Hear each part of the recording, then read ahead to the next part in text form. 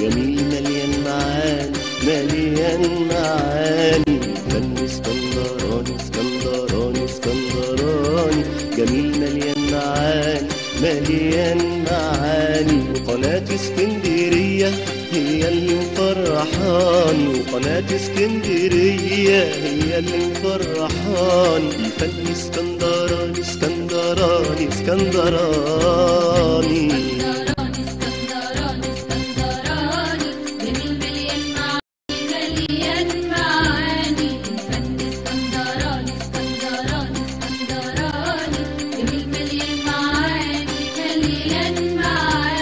سعدنا بلحن جميل مع مغنى وفن أصيل، وبنسمع أحلى أغاني في الفن اسكندراني. يسعدنا بلحن جميل مع مغنى وفن أصيل، وبنسمع أحلى أغاني في الفن اسكندراني. بنقدم أحلى تحية لنجوم اسكندرية، بنقدم أحلى تحية لنجوم اسكندرية، واللي سهران ويانا على أحلى قناة فضائية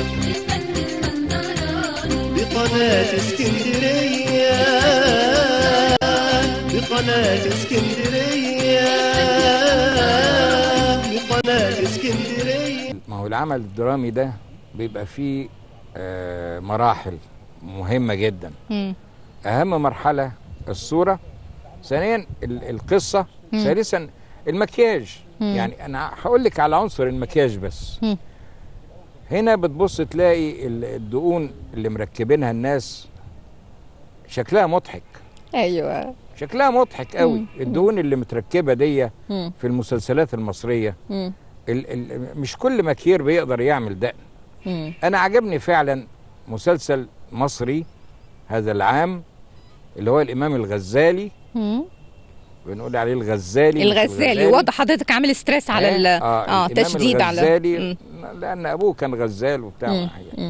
فالامام الغزالي الصوره فيه عظيمه جدا. الاستاذ ابراهيم الشوالي عامل فيه صوره رائعه. الممثلين على قدر كبير من الاجاده. ده يضارع اي مسلسل تركي حقيقي. لكن برضه نرجع ونقول ما خدش فرصته طبعا وسط هذا الكم. ليه؟ ليه؟ علشان الكم الرهيب اللي الناس مش قادره تلاحق انها تتابع. مش عشان كده. مش عشان كده. عشان للاسف مصر والقطاع الاقتصادي والتلفزيون والمنتجين ما يهمهمش المشاهد، لكن يهمهم الاعلانات اللي بيطلعوا منها فلوس. للاسف فعلا دي ظاهره فعلا. حضرتك تلاقي مشهد 3 دقايق واعلانات تلت ساعه، اعلانات نص ساعه. تبقى نسيتي المشهد ونسيتي وتقلبي المحطه. انا سعيده ان حضرتك يعني ابرزت المحور ده في حوارنا، لانه فعلا بقى ظاهره مزعجه جدا جدا. شيء مخجل، مش كده؟ شيء مخجل لينا ان احنا يعني يهتموا بالماده، اعلانات السمنه والزيت والسكر والبتاع علشان يكسبوا هم ويحرقوا قلبنا، مش كده؟ ويحرقوا دمنا على حساب الخط الدرامي. بيحرقوا دم المشاهد، واحساس المشاهد بيكون نسى هو كان بيشوف. بيحرقوا دم المشاهد يفضل 100 مره يتذاع. طيب ما تعملوه مره، ما تعملوه في اخر الحلقات، ما تعملوه اعلان واحد مثلا بعد المشهد، لكن تديني تلت ساعه او نص ساعه اعلانات بعد مشهد 3 دقايق، وبعدين يجي مشهد 3 دقايق تاني وتحط لي نص ساعه اعلانات. حرام عليكم. احنا نتمنى في الحقيقه ان يعني حد ينظر بعين الاعتبار لهذا الاسلوب في التسويق الاعلاني في التلفزيون. ما بيهمهمش هم المشاهد ده اخر حاجه عندهم. مسلسل الامام الغزالي ما بيتذاعش في اوقات كويسه ليه؟ لان ما علوش اعلانات للاسف. ايوه هو ده المعيار اصبح، مش مستوى العمل. لو راقصه هي البطله، لو فلانه هي البطله، لو فلان هو البطل، تلاقي عليه الاعلانات بالملايين. لكن الامام الغزالي اللي هو عمل مميز لمصر ولقطاع الانتاج هو اللي عامله، يعني البلد هي اللي عاملاه. ايوه عشان ما علوش اعلانات سمنه كتير ولا كتير ولا مش عارف ايا كتير، واخده بالك؟ يتذاع في قناه كده للاسف يعني احنا نفسنا حرام حضرتك حرام يعني نرجع زي زمان، يبقى عناصر التقييم هي قيمه العمل والرساله اللي بيؤديها. عملت من اعمالي بقى عشان ارجع يا ريت نرجع لاعمال حضرتك فعلا، بعدنا عنه شويه. الحته دي حرقاني قوي والله كلنا فعلا، لاننا كلنا في النهايه مشاهدين. عملت اخت تريز كعمل رئيسي، استعانوا بيا كضيف شرف في، وعملت الامام الغزالي برضو كدور. عملت بقى في الزوجه الرابعه مشاهد كضيف شرف فعلا. عملت في قضيه معالي الوزيره، عملت في الصفعه، عملت في رقم مجهول، في ما شاء الله يعني في انتشار السنه دي. في انتشار، شفنا حضرتك في اكتر من عمل، اذا كان دور رئيسي او ضيف شرف طيب حضرتك تقييمك ايه للدراما هذا العام وغير الكم؟ يعني من ناحيه بقى ناحيه الرؤيه الفنيه المطروحه، من ناحيه لاي مدى شايف هل هناك طفره فعلا ايجابيه في الدراما المصريه، ولا احنا تاخرنا ولا تقدمنا ولا ايه؟ احنا لا تاخرنا ولا تقدمنا. احنا العمل المسيء بس هو اللي بيزعلني، ان احنا بناخد الاعمال اللي هي من العشوائيات ومن البلطجة وبنظهرها في ادوار بطولة. طب لو كان هناك ادعاء ان هذا احنا الدراما بتنقل الواقع وهذا الواقع موجود، ترد تقول ايه؟ ارد على حضرتك في السؤال ده. طبعا اللي دارسين سينما ودارسين مذاهب فنية في السينما، في حاجة اسمها المذهب الطبيعي وفي حاجة اسمها المذهب الواقعي. ايوه. المذهب الطبيعي ده بيجيب لي الطبيعة كما هي، الامراض الاجتماعية، العلل، الفساد، الجنس، الشذوذ، نعم، كل الحاجات دي بيجيبها لي المخرج ويعرضها لي في فيلم او في مسلسل، ويقول لك ده انا بعرض الواقع. ده مش الواقع. امال ده. طب الشذوذ اللي بيعرضه ده، والفساد اللي بيعرضه، والجنس الفج اللي بيعرضه، والالفاظ الوقحه اللي بنسمعها من الممثلين، فعلا ظاهرة أصبحت في هذا العام، كانت ظاهرة. اسمه مذهب طبيعي. يعني ده طبيعة مش واقعية. ايه الواقعية؟ ايوه، الواقعية الواقعية ان انا بجيب هذا العمل، بجيب الواقع اللي موجود في بلدي زي ما هو، وبعدين بأضع له حلول، اقنن قوانين، اقعد قواعد، اقول رأيي كمؤلف، اقول رأيي كمخرج في العمل، احل. لكن اجيب العمل بفساده وبيئته الفاسده المنحطه والشذوذ اللي موجود والالفاظ اللي يقول لك ده، ما هو ده الطبيعه، ما ده اللي موجود في الواقع. يقول لك ما هو ده الواقع. هو انا جبت حاجه من عندي؟ بالزبط. ما هي ده الواقع. صحيح. الالفاظ القذره، الاسفاف، ده كله بعرضه على الشاشه، وده كله الجيل الجديد بياخده في ذاكرته.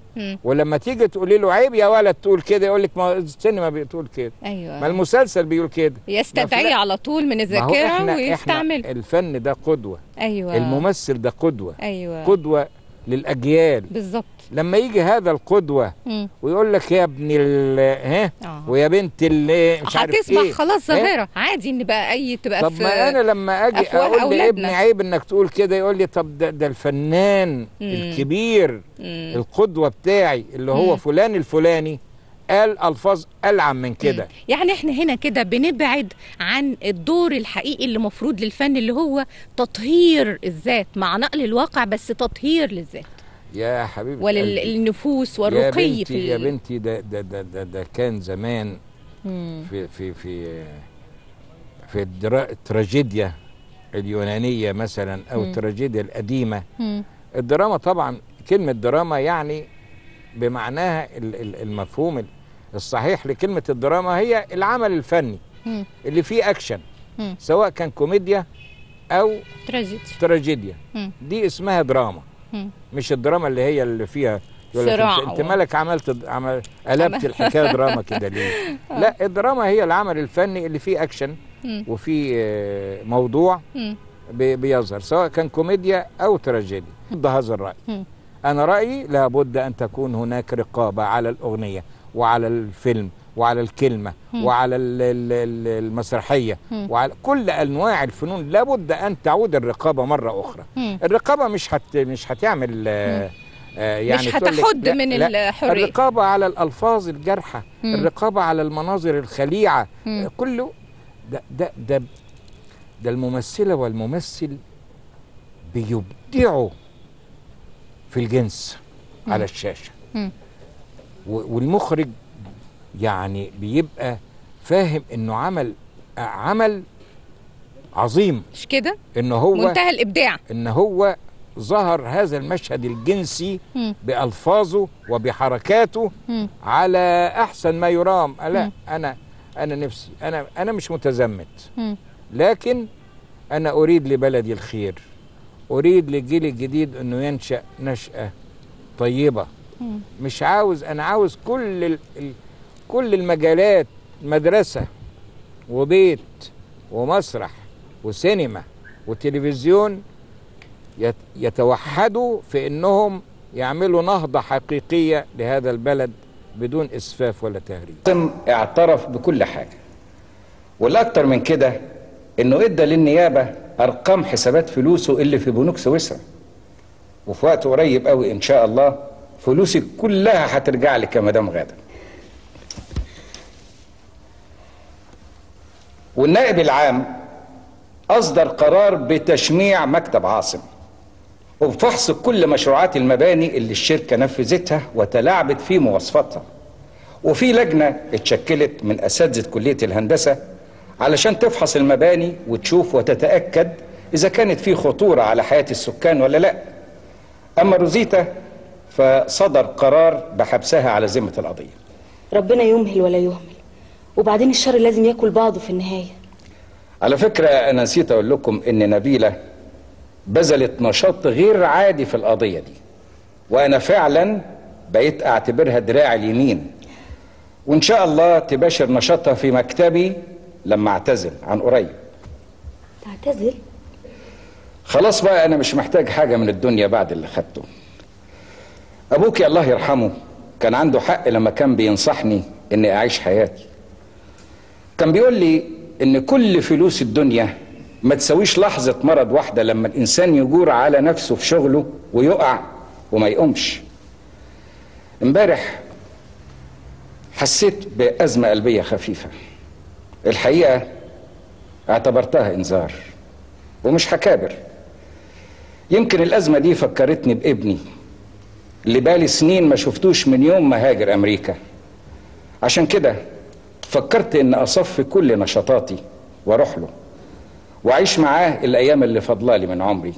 رجعنا لكم بعد فاصل سريع مع قامتنا الفنية الكبيرة الأستاذ عثمان محمد علي، نستكمل حوارنا في هذه السهرة المتميزة عن المسيرة الفنية لهذا الفنان السكندري الكبير، اللي دلوقتي هنتكلم معاه عن الفترة مهمة جدا في حياته، فترة الثراء وفترة الانتشار وأهم أعماله في هذه الفترة.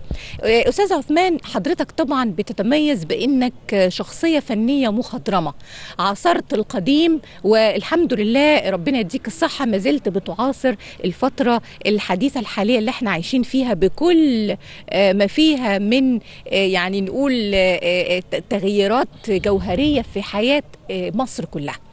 يا ترى الفترة لو عملنا فلاش باك لأهم فترة في حياتك، فترة الثراء والانتشار، حضرتك تتذكر معانا أهم أعمالك اللي كان لها نقلات في حياتك وأهم ذكرياتك مع كبار الفنانين في هذا المشوار؟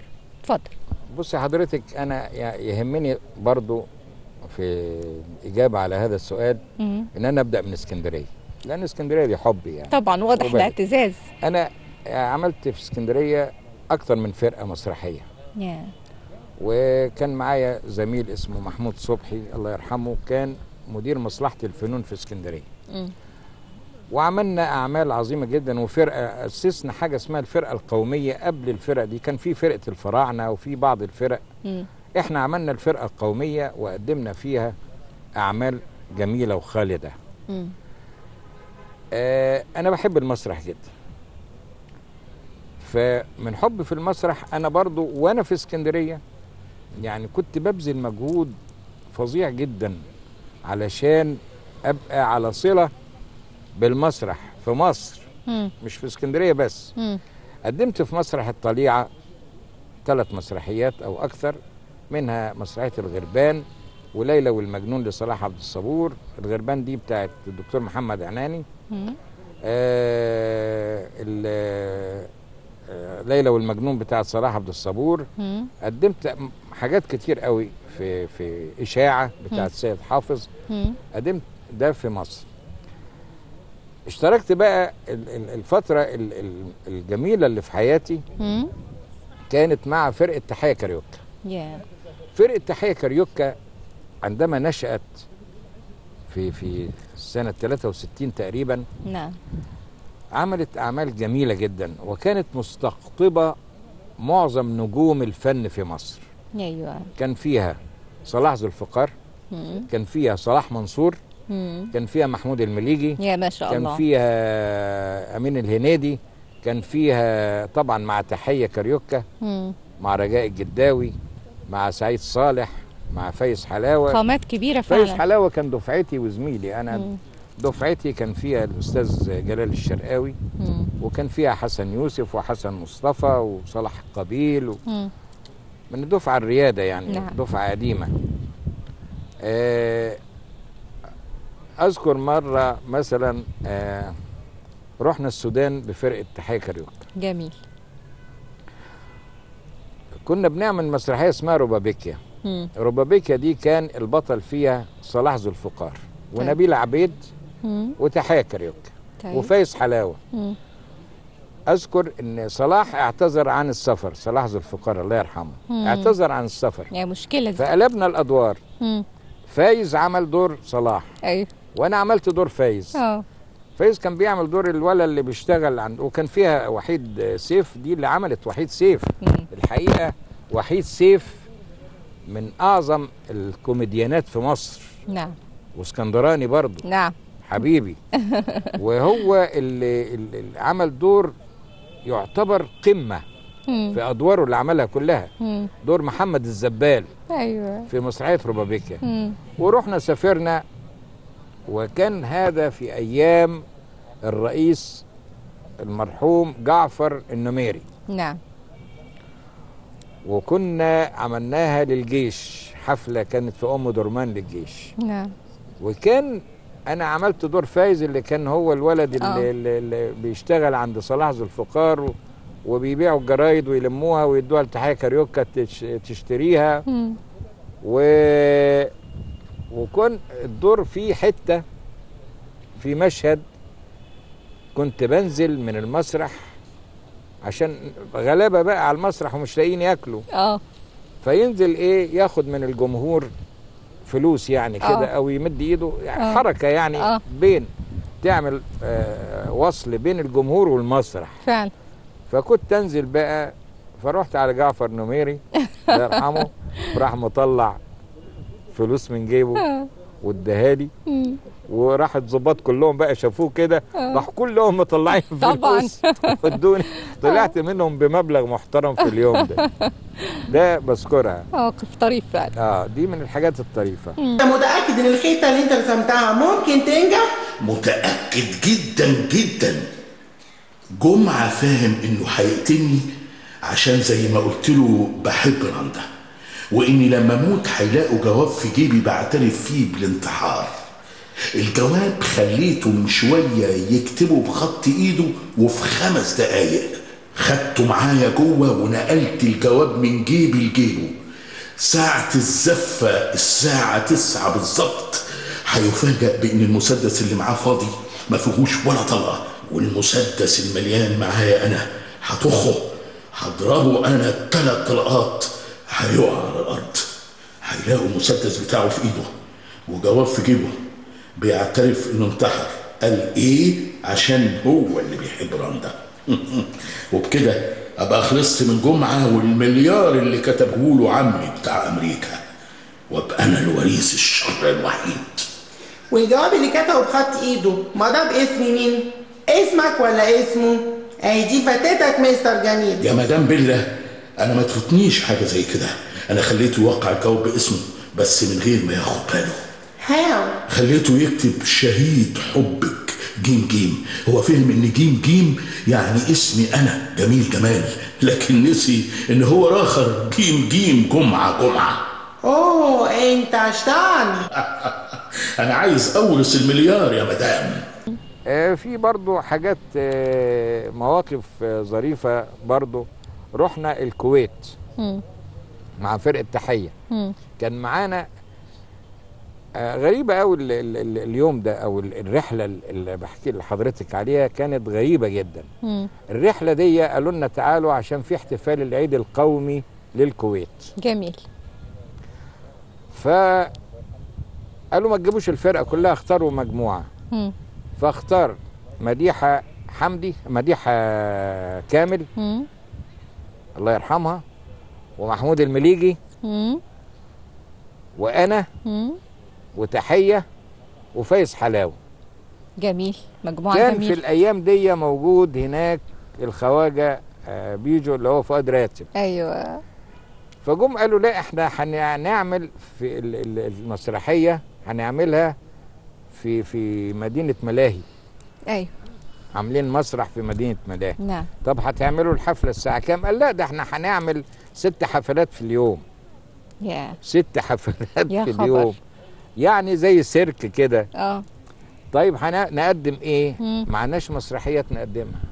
فنقعد بالليل مجموعة كده ومعنا الخواجة بيجو، محمود المليجي وتحية وفايز وانا وخواجة بيجو. عملتوا ايه بقى؟ نفكر والله. طب نعمل ايه؟ يا خبر. والله العظيم. ده انتوا ابتكرتوا حاجة وانتوا قاعدين كده مع بعض. في حاجة اسمها في المسرح اسمها كوميديا ارتجالية. ايوه. او كوميديا ديلارتي. ايوه. ايطالية. نعم. يعني مجموعة الممثلين يتفقوا على موضوع.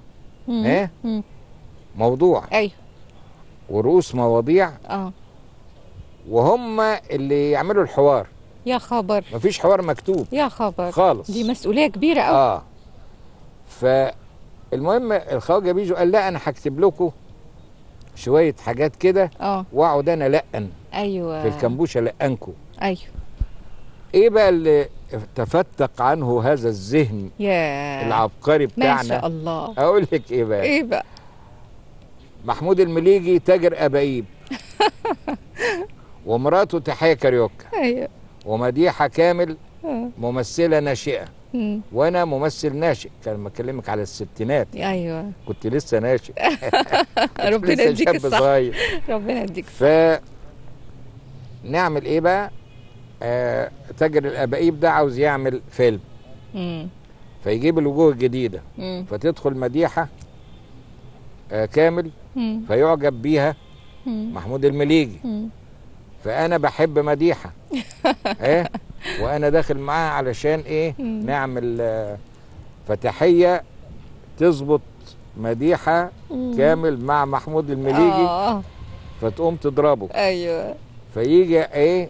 والموضوع في ابايب تبقى مشكلة دي. وكلام احنا اللي بنألفه. يا سلام. وانا اعرف ان هو بيعاكس حبيبتي. ايوه. فقال ايه؟ امسكه واضربه. فالناس ايه؟ في الصالة تيجي وتقول الله بيضرب وحش الشاشة. والله العظيم. يا خبر ابيض. وفي الاخر بقى فايز حلاوة لما هو عسكري. يروح لابس تيس نايلون على دماغه وجايب بدلة عسكري ويدخل يقول مين هناك؟ ويقبض علينا قال وتنتهي المسرحية وتتقفل الستارة.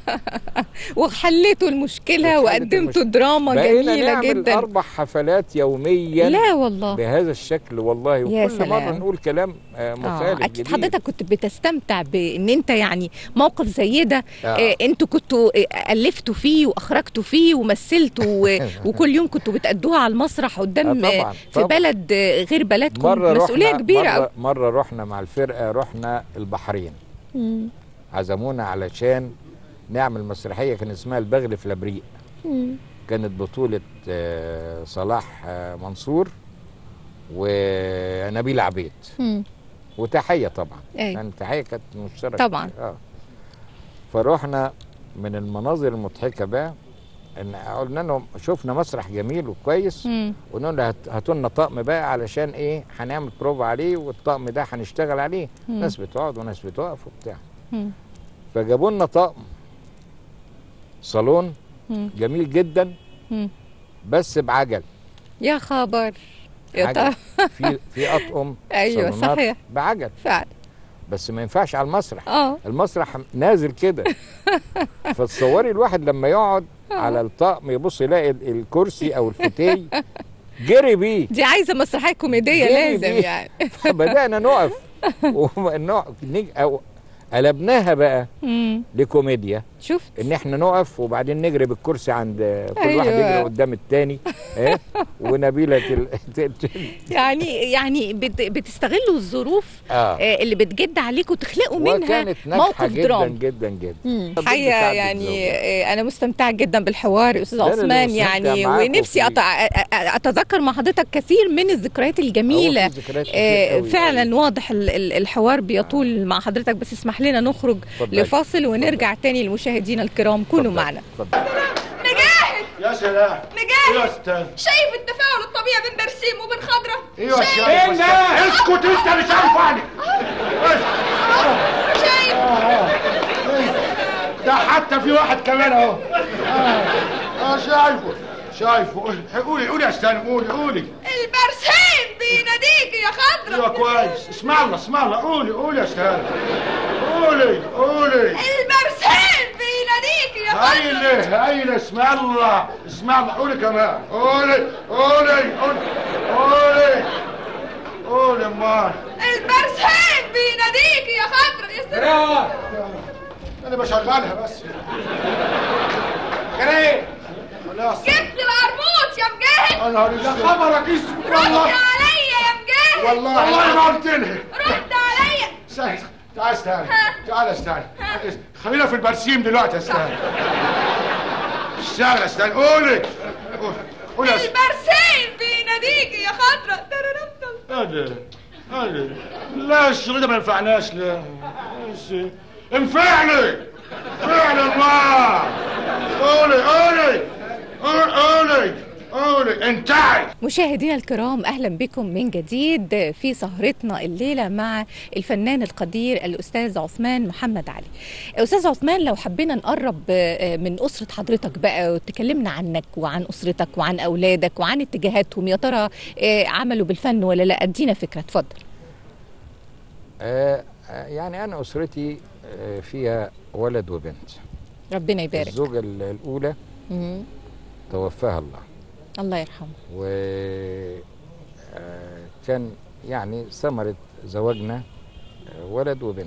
البنت هي الفنانة المبدعة طبعا، لأنها فنانة جميلة أنا بعتز بيها أوي. هي بنت صحيح سلوى عثمان. طبعا لازم أكيد، يعني فنانة قديرة. هتجيبه منين؟ أكيد الجينات عاملة شغل يا أستاذ عثمان. وابني دكتور مهندس فنان برضو، كان عضو في مسرح الشباب، غاوي علم اكتر منه غاوي فن. غاوي علم لدرجه ان هو يعني مثلا اقول لك معاه 5 ماجستير ما شاء الله، 2 دكتوراه ما شاء الله، دبلومات ما شاء الله. ابن مشرف لمصر يعني. مفيش دوله في العالم ما راحش.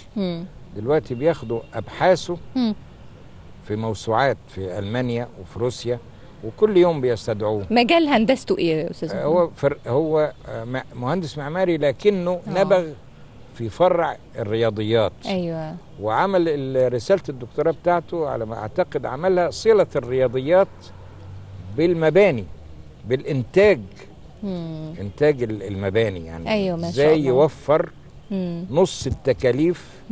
ولذلك دي خدوها في هندسه حصر بقى وكده. هندسه يعني. انا ربنا يبارك فيك. ضعيف في الهندسه والحساب طول عمري، لكن كنت شاطر في اللغه العربيه قوي. ايوه. حفظت القران وانا عندي 14 سنه. ما هو حضرتك بيميز ادائك يا استاذ عثمان، يعني من مميزات حضرتك الجميله اللي هي يعني مش موجوده في كتير من الفنانين، الاداء المميز باللغه العربيه. الحمد لله. وده واضح في الحقيقه. الحمد لله. واضح في اختياراتك كمان. أنا سجلت الحمد لله سجلت القرآن الكريم كاملا في 1550 حلقة ما شاء الله.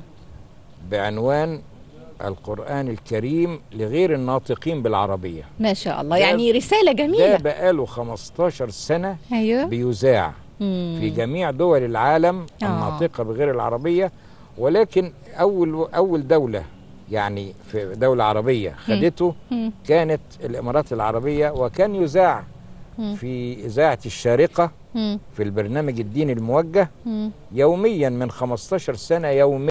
ما شاء الله. ما شاء الله. دي تعتبر دي كأنها صدقة. دي صدقة جارية أنا عاملها، لأني لم أتقاضى عنها أجرا برغم أن عدد الحلقات كان 1550 حلقة. ما شاء الله. وأنا أديت القرآن كله كاملا، وده أسعدني وريحني. وكان أقسم بالله كنت أسهر طول الليل وأواصل الليل بالنهار وأنا بسجل، لأن كان الحلقة بتتعمل وتتسافر وتتذاع.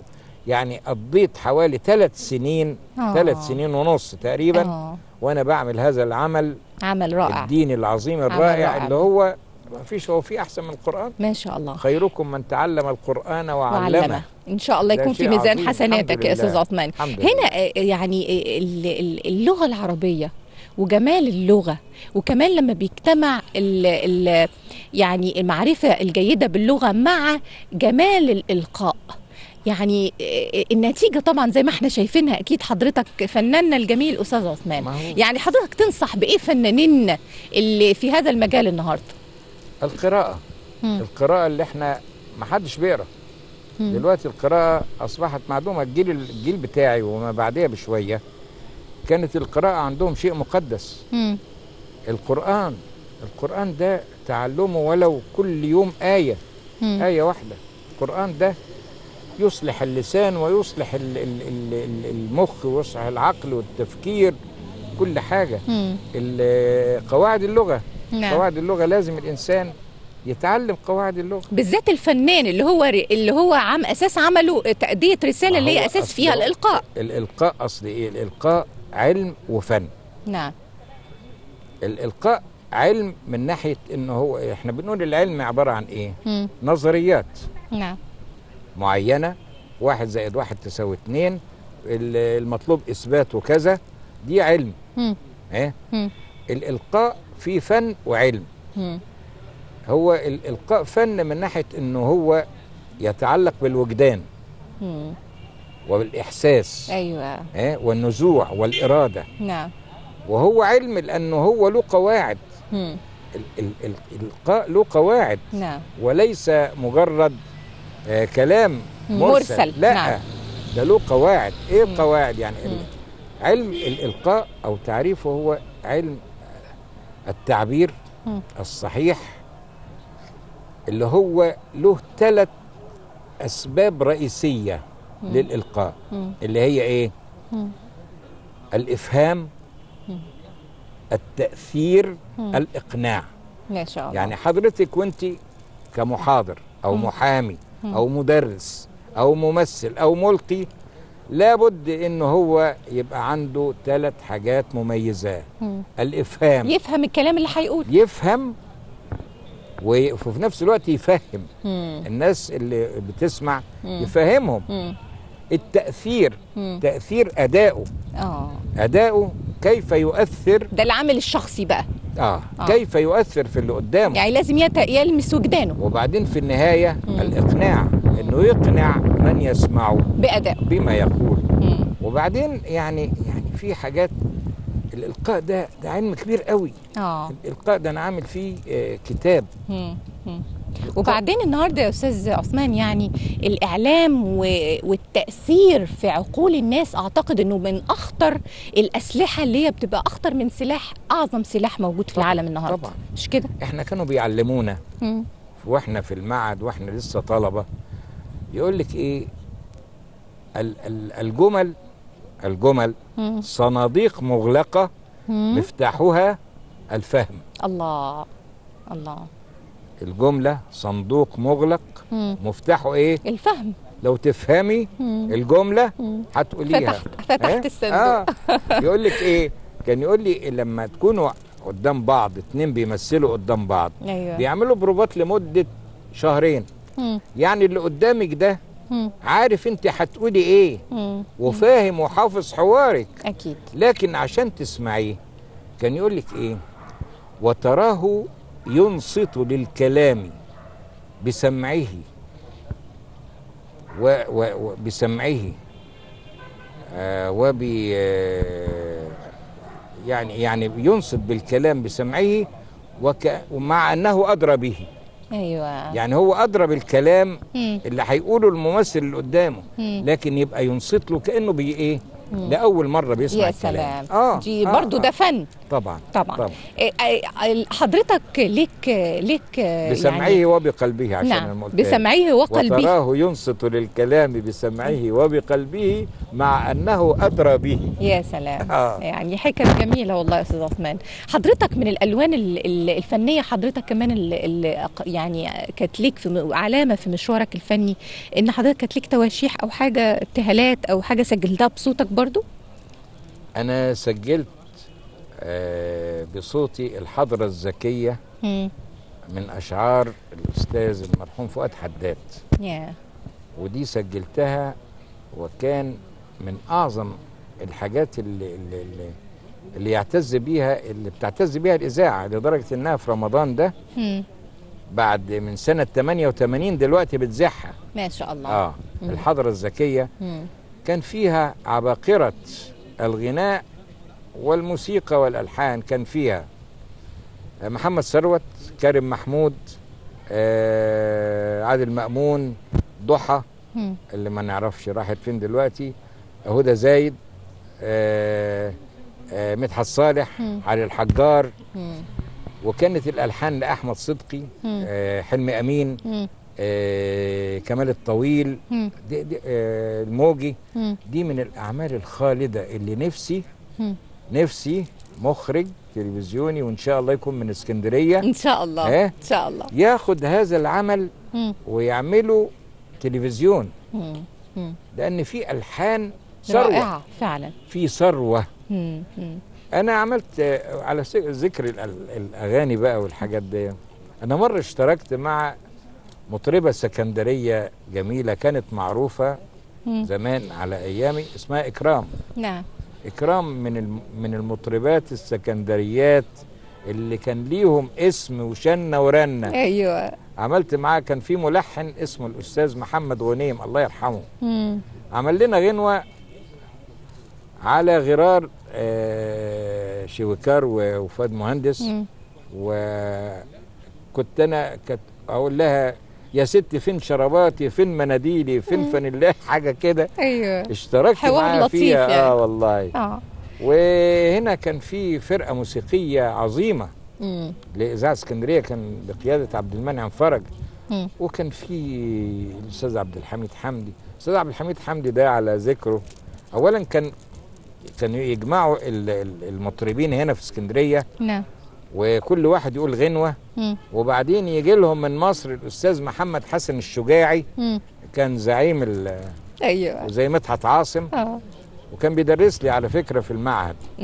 كان يجي يسمع الأصوات دي ويختار الأصوات الصالحة. أيوة، يعني كل دي نشاطات وحاجات جميلة كانت الناس الفنانين الكبار بيلتقطوا منها المواهب. نعم نعم.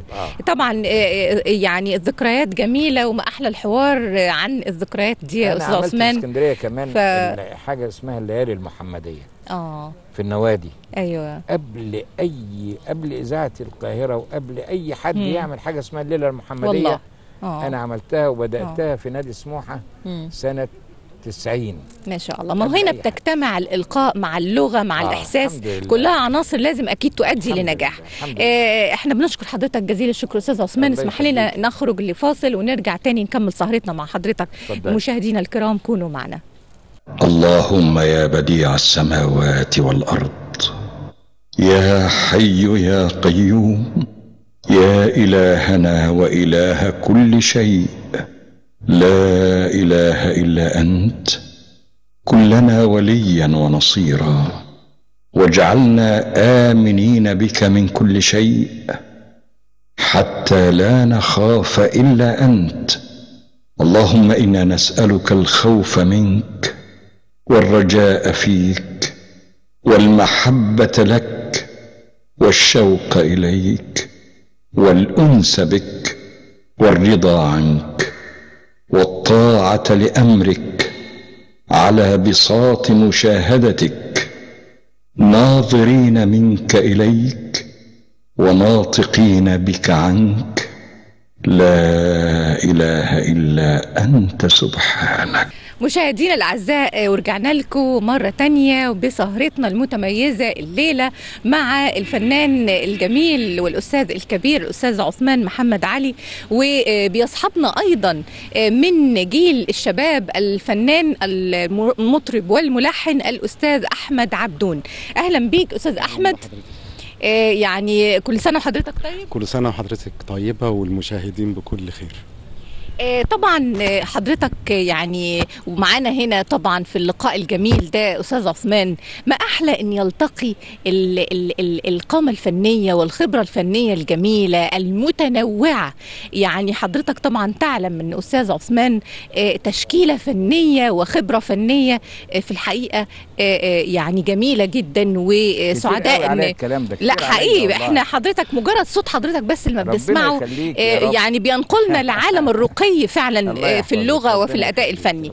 فنان زي حضرتك النهاردة وانت في بداية مشوارك الفني، يعني حضرتك لما تلتقي بقامة فنية زي دي، كيف ما هو السؤال اللي في ذهنك بيدور، وما هي الأماني اللي ممكن يعني تظهر في فكرك وفي مستقبلك يكون شايفه ازاي، وايه اللي ممكن الخبرات اللي تحب تعرفها حديث يكون ازاي؟ هو اسمحي لي بداية ان انا قبل ما تقول انت هقول انا. اتفضل. احمد ابني وحبيبي ومن المواهب العظيمه اللي اسكندريه باذن الله هتفخر بيها. ما شاء الله. يعني حضرتك بيها من دلوقتي فعلا، واكيد هو له انتاج جميل في الحقيقه، له مستقبل عظيم انا بتنبأ له باذن الله. يعني حضرتك زي ما عودتنا ان انت بتلتقط المواهب دايما، حضرتك شايف في استاذ احمد عبدون مستقبل فني جميل. بقى اسمحي لي مسبقا ان انا باسم كل السكندريين ارحب وبشكل شخصي باستاذي وحبيبي ووالدي الروحي الاستاذ عثمان محمد علي. واحب اضيف كمان ان الاستاذ عثمان محمد علي هو له بصمه إنسانية فنية على كل مريدي ومحبي فنون الإسكندرية قاطبة في التمثيل وفي الغناء وفي الألحان. وهو اللي يمكن العديد أكيد يعرف ده، إن هو متبني كل الكوادر الجيدة من زمن بعيد بالإسكندرية، وهو اللي بياخد بيد العون ليهم حقيقة. ومسني شق من هذا القبيل اللي بحكي لحضرتك فيه، لأن أول من قدمني إلى طريق الاحتراف او التعامل مع طريق الاحتراف الاستاذ محمد علي من خلال ليله من الليالي المحمديه، ومش بالغناء بالالحان. وكان شق صعب جدا فعلا عليا ان انا الحن قصيده، ولكن قناعه الاستاذ عثمان وثقته اللي ابداها فيه، وثقته اللي يعني اكاد اكون ارعبتني. يعني لما يكون عرض من الاستاذ عثمان محمد علي بهذه القامه الجميله المنتشره في كل بيت، مش اسكندريه طبعا، بقى اسكندريه بالانتماء للاستاذ عثمان علي ليها، ولكن في القاهره كلها. فده شيء بقدر ما يسعدني بقدر ما يرعبني. واشاد بقى يعني او اضاف الى بهجتي رضا الاستاذ عثمان في هذا الشق من الاداء. كلام رائع، يعني كلام رائع. وهنا تواصل الاجيال في الفن قد ايه شايفينه في الصوره الجميله دي ما بين جيل الاستاذ عثمان ربنا يديه الصحه وجيل الشباب استاذ احمد عبدون. تواصل جميل بيخلينا نطمئن على مستقبل الفن المصري. انا قريت قدامه او قلت قدامه قطعه من قصيده شعريه كده، لقيته بيلحنها. الله.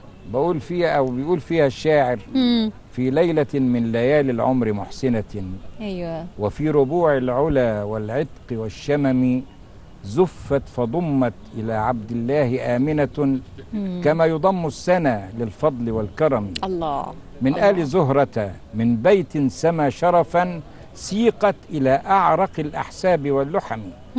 لو تعلم الدار ما تخفي الغيوب لها لطاولت عزة قدسية الحرم. الله.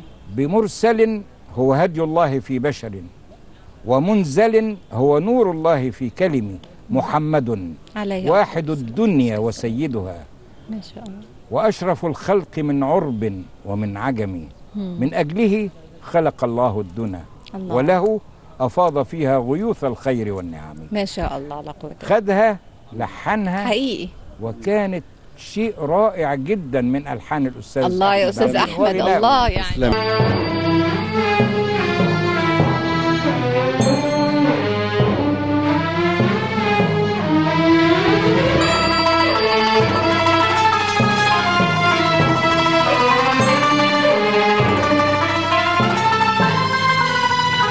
رأيت الليل يا ربي صفاء شاع في دربي، هو روام جتي بالنور والإيمان والحب.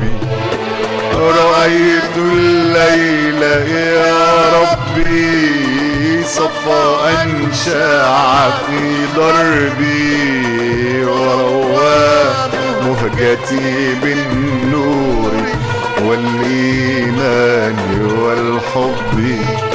رأيت الليل حين سجى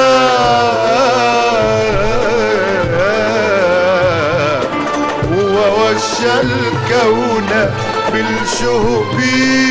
يا الله يا الله، جمالا فيه سر منك فوق العقل يا ربي، جمالا فيه سر منك فوق العقل يا ربي.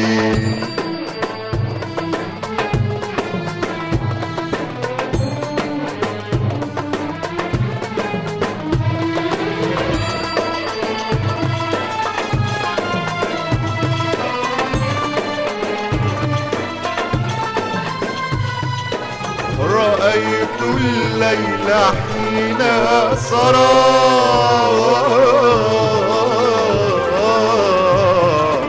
على مهد من العشب. يا الله يا الله، وغاب الساحر الفضي في عش من السحب، فكان الكون في عيني وفي سمعي وفي قلبي. صلاة حرة الأعماق في محرابك الرحب، ومرت نسمة عذراء فوق المنهل العذب، ومرت نسمة عذراء فوق المنهل العذب، فنادى البلبل المسحور يا الله يا ربي. هو اسمحي لي باضافه للكلام الجميل اللي قاله الاستاذ عثمان، ان انا لما استوحيت روح اللحن ده صدقيني ما كانتش الفكره من عاطفتي، وانا بميل جدا للشق الديني في الاداء، ولكن يعني استقت ادائي من صوت الاستاذ عثمان في القائه للقصيده دي زي ما هو كده اسعد، يعني هتظهر الحلقه وكل المشاهدين هتصعد بالقاء الاستاذ عثمان، فده اضاف لي بهجه في اللحن الحقيقه. يعني جمال هنا الصوت والاداء والالقاء بيكون حافز ل يعني تكامل الشكل اللحني مع الاداء، يعني بيشجع الملحن على انه يخرج احسن معنى. بالظبط. زائد الاضافه اللي انا احب اضيفها، ان انا بعتقد بشكل شخصي رغم رونق وميزة وشكل الأستاذ عثمان في أدائه، ألا إني بعتقد برضو إن الأستاذ عثمان له بصمة خطيرة في الصوت، يعني من القلة من الممثلين حتى المعروفين اللي لما تسمعيهم في الإذاعة تقولي ده فلان، صعب تمييزه في الإذاعة، ألا إن الأستاذ عثمان محمد علي تنتبهي لشخصيته من صوته في الإذاعة. فدي إضافة بتسعد كل مريدينه ومحبينه الحقيقة. وبعدين أنا برضو يمكن بذكر الأستاذ عثمان قبل الحلقة بأن أنا شرفت في سنة 83 أن أنا كنت عامل مسلسل بالغنى اسمه حصاد الصبر. وكان كل فرحتي ان الاستاذ عثمان كان مشارك فيه، ده اول عهدي بالاستاذ عثمان، وده الفضل الاول ليه وانبهاري بشخصيته الحقيقه يعني جدا. فباع طويل جدا ممكن نقوله في شخص الاستاذ عثمان من بساطته وادائه وقدرته على الوصول الى وجدان المشاهدين والمستمعين حقيقه. وفعلا لفت نظري وهو بيتكلم الاستاذ عثمان عن الالقاء، يعني قلما تجد فنان صادق وقدير يتميز ويتوازى كل إمكانياته بالتوازي في الإلقاء وفي المسرح وفي الإخراج. يعني الأمسية والفي الليالي المحمدية من إخراج الأستاذ عثمان محمد علي ما تتصوريش حضرتك كم المعجبين بالإخراج والأداء. نجوم مصر كلها تجمع نجوم مصر يعني. الاستاذ احمد ماهر والاستاذه سميره عبد العزيز وكوكبه كبيره جدا. يعني ده شكل من الرعب الاخر الحقيقه بالنسبه لي لما بقى واقف في وسط الكوكبه دي ويتوسطهم الاستاذ عثمان. تسلم لي بنفس حضرتك. والله تسلم لي يا فندم والله يعني. وعاوزين نسمع اعمالك العظيمه بقى ان شاء الله فندم ان شاء الله. طب يا ترى يا استاذ عثمان بمناسبه وجود استاذ احمد عبدون معانا، ايه الاغنيه اللي تحب تسمعها من بصوت استاذ احمد دلوقتي في القاء ده؟ انا بسمع صوته في يا مؤمنين الصلاه كل يوم وهو واقف كده وبيصلي في بعد في ابو العباس في ابو العباس فعلا طوال شهر رمضان استمتعنا فعلا. وبعدين اصل هو الجميل ان احنا كلنا في اسكندريه بنفتح على تلفزيون اسكندريه عشان نعرف المدفع امتى والمغرب امتى. نعم. فمن اجمل حاجه ان احنا نلاقي صورته قدامنا فعلا وهو واقف بيصلي ويقول يا مؤمنين الصلاه. والله هو الشيء بالشيء يذكر فعلا. فأنا بدين بالفضل لأسرة برنامج المسحراتي اللي أضاف لي طبعا كم كبير جدا في رصيد الأدعية الدينية والأغاني الدينية على مستوى 30 يوم في خلال شهر رمضان. ويكفيني فخرا الإعجاب الأستاذ عثمان بالشق من البرنامج في الموضوع يعني. طبعا انت عارف حبي ليك واعجابي بيك مش من النهارده. تسلم ربنا يخليك. والله الحقيقه انا سعيده ان انا شايفه هذا التلاقي وهذا التواصل الفني الجميل اللي فعلا زي ما قلت بيطمنا على مستقبل الفن في مصر، وبالذات ان احنا في فتره حرجه جدا، والفن اعتقد محتاجين انه يعيد تشكيل وجدان المصري الاصيل زي زمان. المنعطف الخطير اللي احنا بنعيشه ده يا رب ينجينا منه ان شاء الله، ونكون على قدر المسؤوليه ان احنا بلدنا دي ناخد بايدها. نعم صحيح ربنا يعني ذكرها في القرآن وربنا مش هيخذلنا ابدا ان شاء الله يحفظ مصر لكن دايما. احنا فعلا محتاجين قرصة ودن كده، لان الله لا يغير ما بقوم حتى يغيروا ما بانفسهم.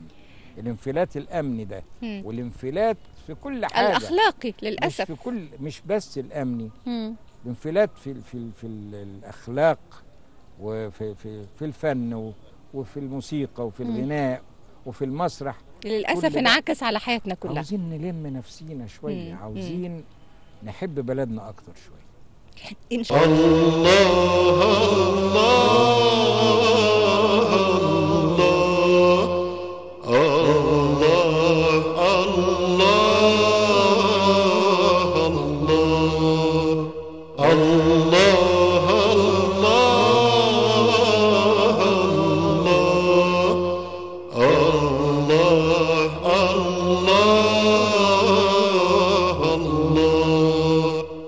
إذا الليل يا ربي ضم الوجود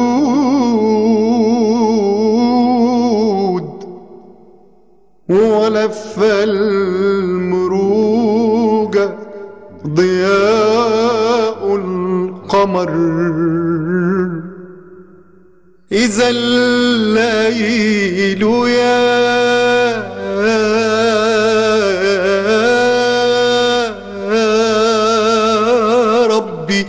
ضم الوجود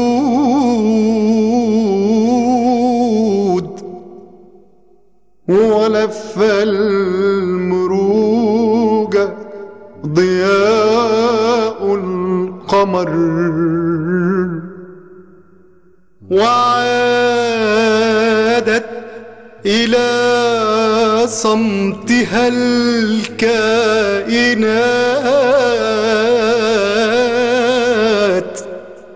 فما عدت أسمع همس الشجر ذنوبي تهبط بي للقرار وروحي تسمو إلى رحمتك ذنوبي تهبط بي للقرار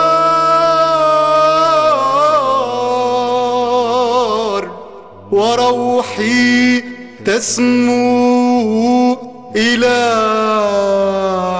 رحمتك إذا الليل يا ربي ضم الوجود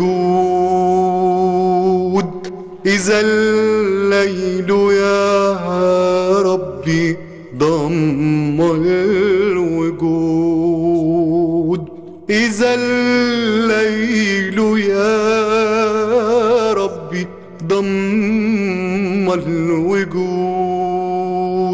إذا الليل يا ربي ضم الوجود الله الله الله الله الله الله. أستاذ أحمد، تحب تختم الكلمة اللي تقولها لمشاهدينك مشاهدي شاشة الإسكندرية، تحب تقول لهم إيه؟ أحب أقول لكل مشاهدينا في هذه الحلقة تحديدا إن لو صدقت المصداقية للفنان والإنسان لارتقت مصر قاطبة في وصول المستوى إلى شيء جميل بعد هذا الانفلات للأسف اللي أشار للأستاذ عثمان في حالنا يعني. جميل. طيب لو حبيت أسألك إنك تختم لقائنا الجميل ده بأغنية تحب تقولها لمشاهدينك يستمتعوا بيها في سهرتنا النهارده، تحب تغني تقول إيه؟ أحب أقول جزء من القصيدة اللي أهداها لي الأستاذ عثمان محمد علي، ويا ريت تذاع هي موزعة في التلفزيون يعني. الله الله الله الله الله الله الله الله الله الله الله الله في ليلة من ليالي العمر محسنة وفي ربوع العلا والعطق والشمام زفت فضمت لعبد الله آمنة كما يضم الثناء للفضل والكرم. لو تعلم الدار ما تخفي الغيوب لها لا طولت عزة قدسية الحرم. بمنزل هو هدي الله في بشر ومن منزل هو هدي الله في كلمي. الله الله الله الله الله الله الله الله الله الله الله الله الله يا أستاذ أحمد، ما شاء الله ما شاء الله، موفق دايما يا رب. واسمحوا لي إن أنا يعني وأنا بختم لقائنا وسهرتنا الليلة مع مشاهدينا الكرام إن أنا أعبر عن سعادتي بهذه الحلقة الخاصة اللي كانت في الحقيقة سهرة فنية راقية، هي دعوة لإن احنا نقول لكل فناني مصر يا فنانينا الفن مهم جدا في حياتنا في الفترة اللي جاية. الفن بيشكل وجداننا، الفن مهم، عايزين نرجع تاني للفن الراقي اللي بيمثل رسالة راقية لتهذيب وتطهير أرواحنا، وما أحوجنا لعودتنا لهذا الفن الراقي الممثل في فنانين مصريين عظماء. كان معانا واحد منهم هو الفنان القدير الأستاذ عثمان محمد علي، مع جيل الشباب اللي احنا بنأمل فيه إن شاء الله إنه هيكون من هذا النوع من الفن الراقي الفنان المطرب والملحن الأستاذ أحمد عبدون. إن شاء الله نرجع لكم مرة تانية الأسبوع القادم. نتمنى أن انتم تكونوا استمتعتوا زي ما احنا استمتعنا بهذا اللقاء. مشاهدينا الكرام، أترككم في رعاية الله والسلام عليكم.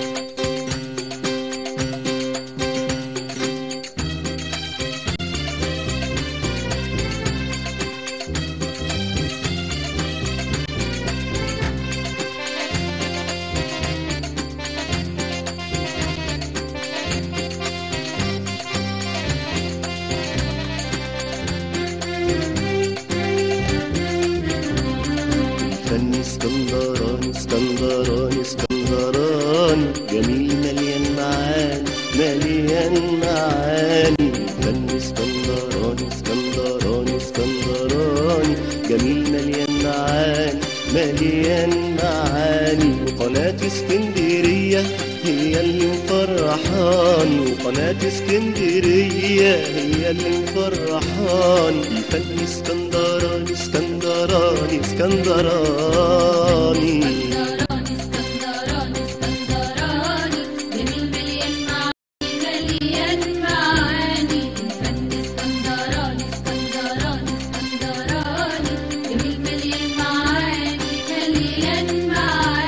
يسعدنا بلحن جميل مع مغنى وفن أصيل، وبنسمع أحلى أغاني في الفن اسكندراني. يسعدنا بلحن جميل مع مغنى وفن أصيل، وبنسمع أحلى أغاني في الفن اسكندراني. بنقدم أحلى تحية لنجوم اسكندرية، بنقدم أحلى تحية لنجوم اسكندرية، واللي سهران ويانا على أحلى قناة فضائية بقناة اسكندرية، بقناة اسكندرية، بقناة اسكندرية.